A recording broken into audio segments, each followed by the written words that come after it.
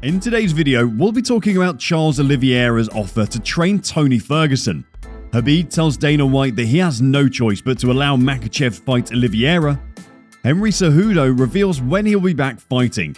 Jon Jones versus Stipe Miocic potentially delays, and much more. So stay tuned. Charles Oliveira has offered to train Tony Ferguson in preparation for his next fight. We would recall that the duo had earlier fought at the UFC 256 in December 2020. Ferguson lost the fight via a unanimous decision. Since this bout, they've since gone on different paths. The former lightweight champion Charles Oliveira and Tony Ferguson competed on the same fight card on Saturday at UFC 274 in Phoenix.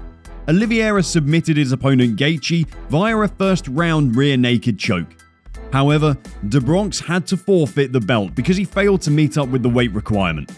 On the other hand, Ferguson lost the bout to Michael Chandler via a knockout in the second round. Just a few days after the UFC 274, Oliveira has an offer which he made known to Ferguson on Monday via social media. In a tweet, Oliveira told Ferguson that he could help him prepare for his next fight since they were brothers. The Bronx stated that he was open to them training together in Shoot Box headquarters in Sao Paulo. El Chuchi responded to this tweet by reminding Oliveira of how his team made him miss weight again. Ferguson further admonished the former champion to stay focused. The former longest reigning UFC lightweight champion, Khabib Nurmagomedov, feels that the best opponent for Charles Oliveira is his protege, Islam Makhachev.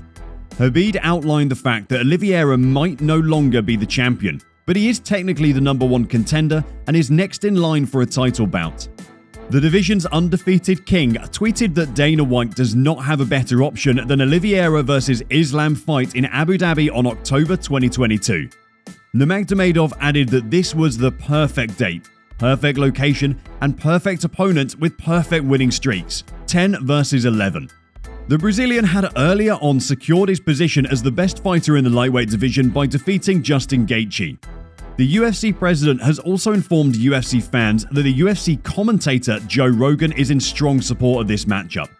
Makhachev's last fight was against Bobby Green, who stepped in at the last minute to replace Beneil Dariush. Makhachev has climbed the ladder to become one of the most feared fighters in the UFC. On the other hand, Conor McGregor has also indicated interest in the UFC title bout. Makhachev was asked about the Notorious during his post-fight press conference, and he claimed that he did not see McGregor as a challenge. In fact, the Russian fighter added that he saw Bobby Green as a harder opponent for him compared to McGregor. From the matchmaking board, we can all see that the promotion plans to match up Nate Diaz and Khamzat Chimaev for UFC 276 on July 2nd. However, on a recent interview, the UFC president made it clear that all the matchups on the board were not official. What this simply means is that Chimaev versus Diaz may or may not happen. During the UFC 274 post-fight news conference, White explained that most of these fights served as placeholders. None of that stuff are done deals. Some of those are just placeholders. Some of them are done and some of them aren't. White agreed that Diaz versus Chimaev was one of the fights that the UFC was interested in having. White then later responded that he did not know whether or not the fight had been offered to Diaz before Saturday. The last time Diaz competed was at the UFC 263 last June, where he lost the fight to Leon Edwards via a unanimous decision. Diaz has not really been too happy about the fact that he had to wait this long to get a fight. The UFC star claimed that he was done waiting. Although Diaz badly wants to fight, he also noted that Khamzat and McGregor are both broken. So he doesn't see himself fighting any of them. Tweeting the following: Chimaev wasn't too happy about this development, as he responded by saying, "B, you are not ashamed to open your mouth at all. You refused to fight 10 times. After Tony Ferguson suffered a loss at the UFC 274, most fans and UFC fighters have taken this loss as opportunity to criticize him. Ferguson is not finding any of it funny, as he had been quick to defend himself on social media. This happens to be Ferguson's 4th consecutive defeat. One of the notable persons that mocked Ferguson was Conor McGregor, who in his tweet stated that Tony had some great nuggets in the media build-up. Then he got punt kicked to the chin and gotten turned into a nugget himself. That's crazy." El Kuchu addressed this comment by McGregor by replying with, "Ah, there's my B. Next time tag me. I'm coming after you and your crew. McNugget stays with you. You fake. Can't take what not yours anymore. You thief. Still, got no sauce and no balls, McNuggets. I'll see you and your crew soon, coming after your gold. Dustin Poirier flew by with another tweet swipe, declaring that he was better than these guys after watching the UFC 274 candidates bout it out. Ferguson went for Poirier by stating that the only thing Poirier knew how to do better was to hide. Ferguson added that although he might have lost the fight, but at least he showed up and put in some effort. Poirier has not fought for a while now. His last fight was a title fight loss to Oliveira at the UFC 269 in December. During the post-fight conference at the UFC 274, the UFC president Dana White stated that Ferguson's position in the UFC was still intact as one of the best 155-pound fighters, but it would be better if the fighter took some time off after such a knockout. The former two-division champion Henry Cejudo has initiated his process of coming back to the UFC. Cejudo had meetings with two UFC personalities, Sean Shelby and Hunter Campbell, to discuss his latest development. The UFC star revealed in his tweet that he would be back in the octagon in the next 6 months. He itemized the two divisions that he hopes to choose from, and they're the bantamweight and featherweight division. The former UFC champion also called out some fighters that he might likely face on his return: TJ Dillashaw, Aljamain Sterling, Max Holloway, and Alexander Volkanovski.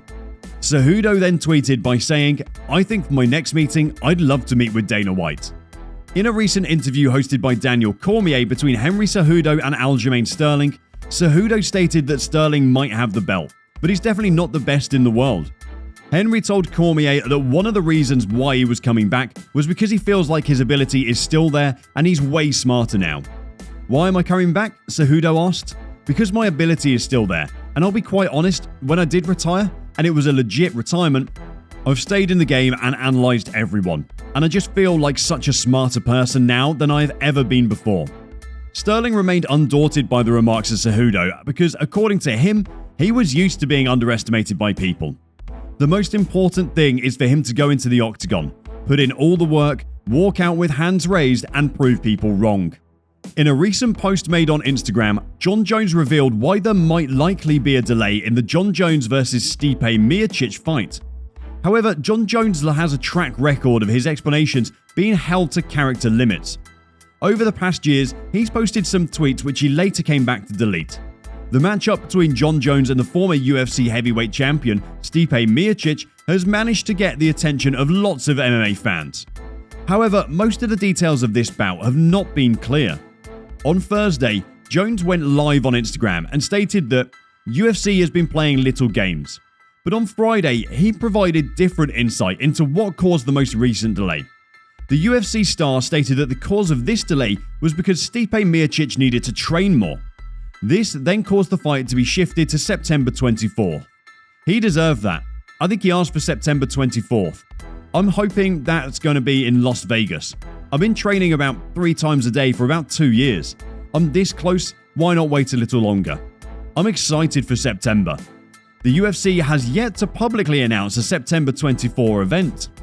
Hope you enjoyed today's episode. Don't forget to subscribe to this channel and also turn on your notifications. We'll be reading out our top comments in the near future. And make sure to watch our other videos to find out all the latest news in MMA.